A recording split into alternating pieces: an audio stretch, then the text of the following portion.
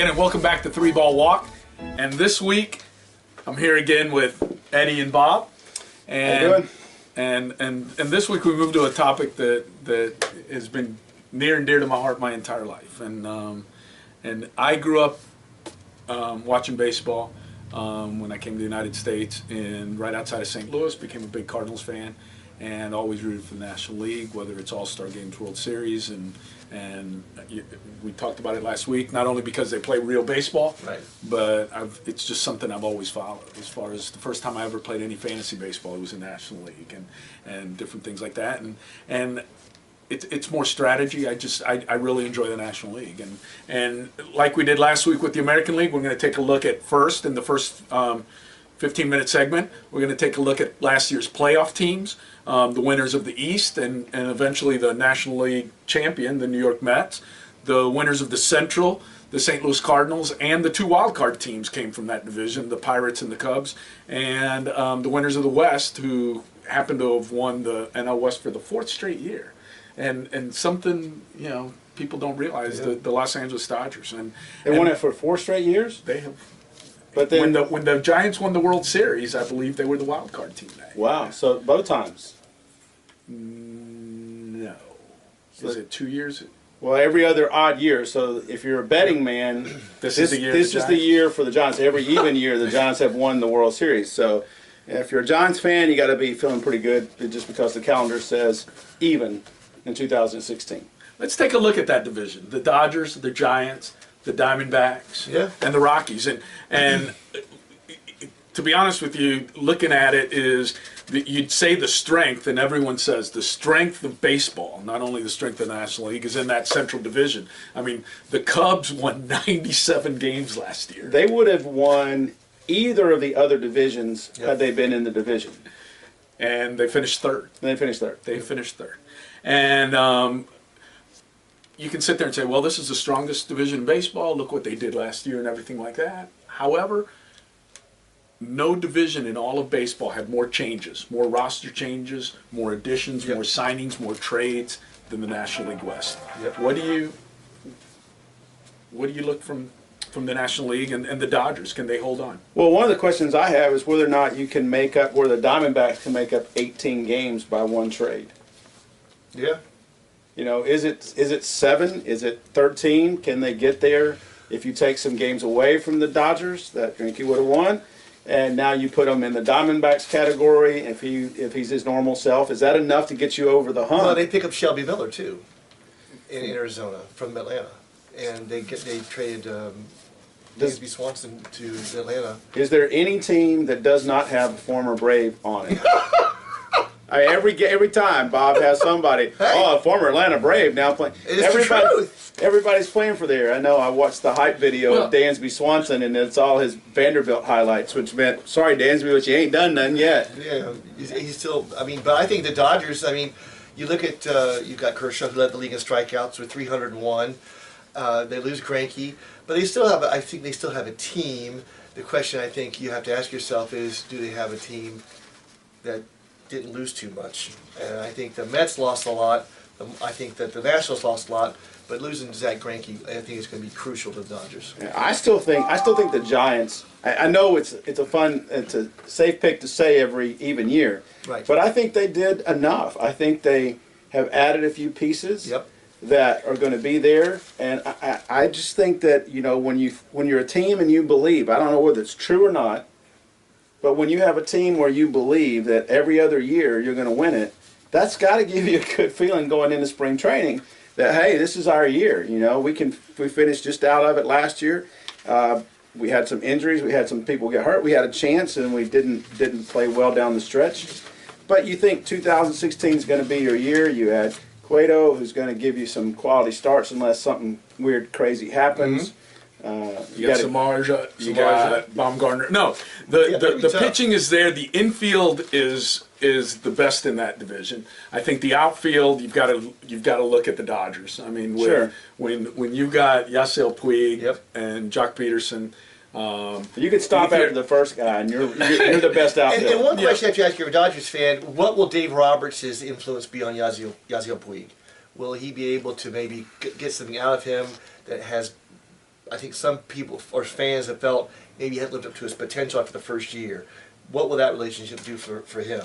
But one of the things, and I guess it's going to be a good transition. We'll go over to the Central. Is you were mentioning the without bringing his name directly up, the Greinke deal, and how much difference will picking up Zach Greinke for the Arizona Diamondbacks is a huge plus.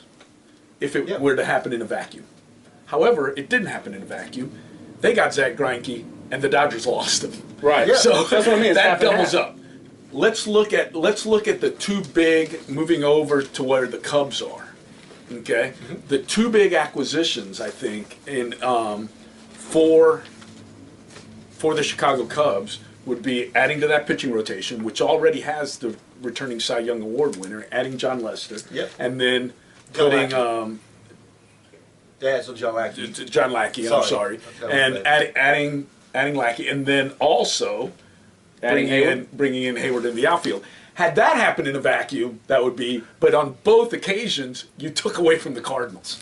And also, I think that for the Cardinals and for the Dodgers, you lost them to interdivision teams. That's the whole point. I mean, in a vacuum, those would be great pickups. Right. But the fact is, you're picking them up, and the other team's losing. And St. Louis, I mean, St. Louis, a traditional team where people want to go to play. To see two players like that leave and go to Chicago, it really makes you wonder what's going on in St. Louis.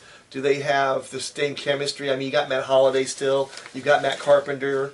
What are the Cardinals going to do? They feel they have enough. Boy who might make the roster with Hope, the whole kid out of Gainesville High School. Yep. Florida State made a great play the other day in the spring game. I was watching while I was having my teeth worked on, which is a great thing my dentist has. At least made me relax a little bit that I was watching baseball. And so I'm not so sure, but I think the biggest thing that is the biggest change and the biggest difference maker in the Central is the guy with the glasses for the Cubs. Joe Madden is, to me, one of the, I mean, he's quirky, he's weird, the clubhouse gets strange and they do weird stuff, but he gets guys to play better than they've ever played in their career. He prepares them from scouting reports, and it's not just the manager. He gets the information from his staff, from his scouts and whatever, and he makes the most use out of it. However, on that same token, I think Mike Matheny's not too bad of a manager. No, not at all. And if you look at that, last year they had, we were talking about the Dodgers winning the West. Well, up until last year, I think, and I want to say it was either 3 years or 4 years, consecutive years up to last year, where the Cardinals had been in the NLCS every single year. And last year, no, they weren't in the NLCS, but you want to know what? They won 100 games. They won the division. Okay, so the best division in baseball. The best division in baseball. They won it. So, and I think Mike Matheny. I agree with you with Joe Madden, but Mike Matheny's not a bad guy to have. But you ask, why do people want to leave St. Louis and go to the Cubs? I think the reason why now players want to go to the Cubs is they want to play for Madden. Yeah. They want to play for a guy like that, and so. In years past, where you think you go to the Cubs, you might be you go into a perennial cellar dweller. Now you've got Theo there in the front office. He's still there in the front office, right?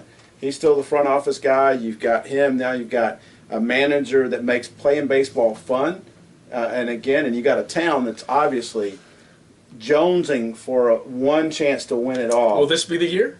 I think the Cubs are going to win it all this year. That's probably the kiss of death. Anybody's a Chicago fan, but I really do. I mean, you got Anthony Rizzo, you've got the Rookie of the Year, Chris Bryant. If he can do anything near and cut down on his strikeouts to what he did last year, because I think he had like 199 strikeouts last year. I think the Cubs really, with their pitching and their depth and having Joe Madden, I think makes them the favorite. I'll tell you what, Arrieta, can he repeat? Is that the real Arrieta? He's with the Orioles, and to be honest, and I don't want to take. He was an average, below average pitcher. He was. Last year, he was outstanding. Okay. Well, he gets automatically one out every nine batters. Let's see.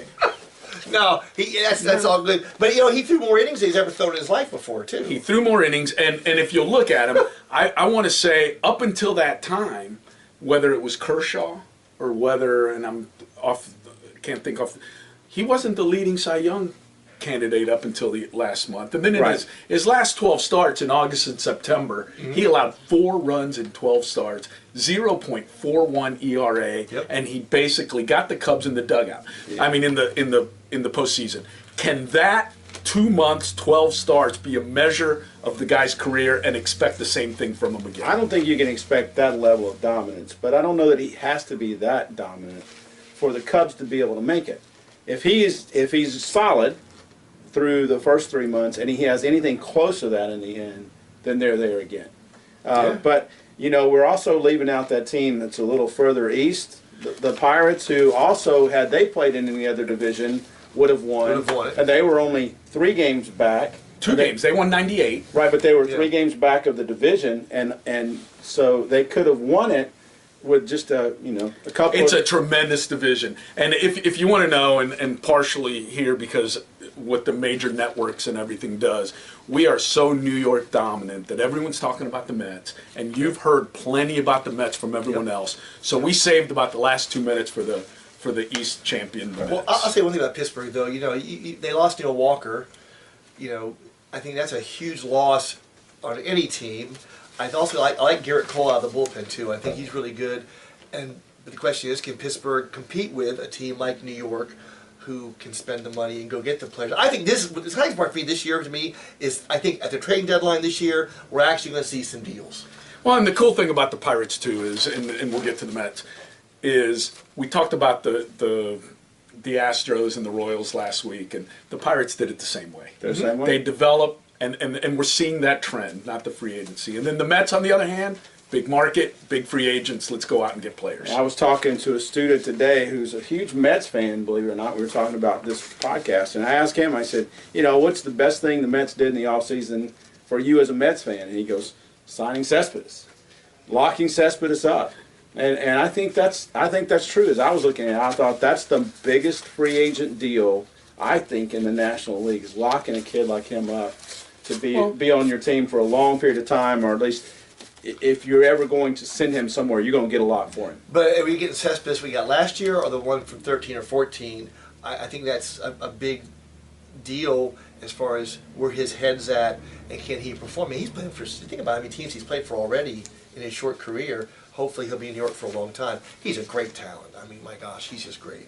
And he's, you know, that's what he was saying. He says, you just don't know what you're going to get with him. You might get you're obviously getting a great talent, but are you getting a guy who's going to burn out at some point during the season, or flame out, or just go absolutely nuts at some point and not hit a lick? And you look at and you know, we've touched on those winners. We're gonna look back at the others. And one of the things we were discussing before this, hey, we did the American League last week. Do you want to delay the National League a little bit?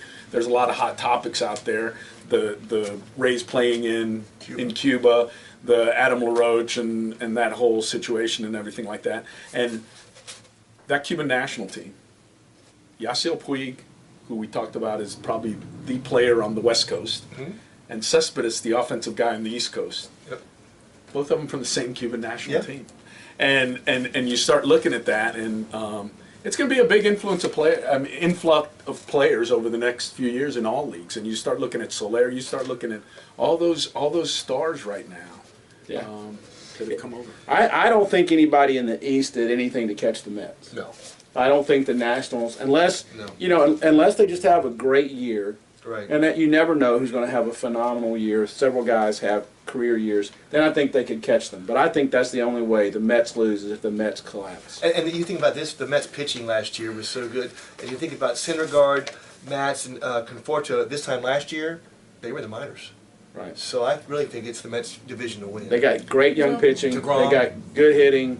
And I don't see them changing anytime soon unless somebody gets hurt. The favorite last year in that division was the Washington Nationals. We're going to take a break, and we'll start right on the division we're leaving off on, the NL East, and we'll look at the contenders of who's going to challenge the Mets this year. We'll be right back. Play ball. Play ball.